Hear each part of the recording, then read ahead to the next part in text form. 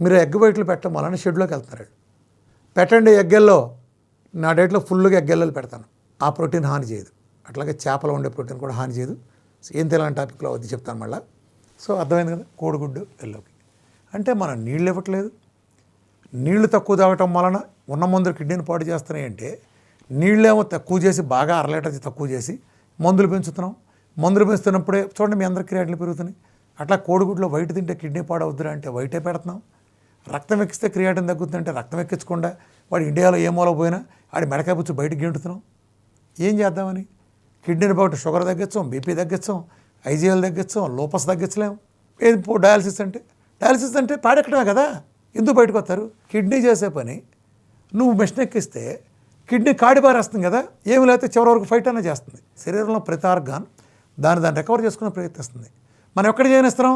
ఎప్పుడైతే 5, 6 రాగానే మిషన్ ఎక్కించగానే ఇక ఆడు చూసుకుంటాడులే అని చేతులు ఎత్తేస్తాయి.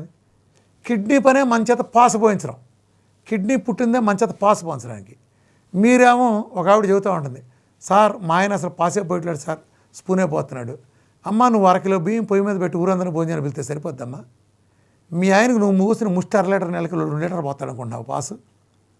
నీళ్ళు ఇస్తే పోతాడమ్మా. నీళ్ళు ఏముంది ఎలా పోతాడు? నీళ్ళు ఒకసారి ఇస్తే లోడైతే సిస్టమేటిక్ ఇవ్వు. అర్థమైందా? ఇన్ని లోపాలు జరుగుతున్నాయి కిడ్నీ సంబంధించి.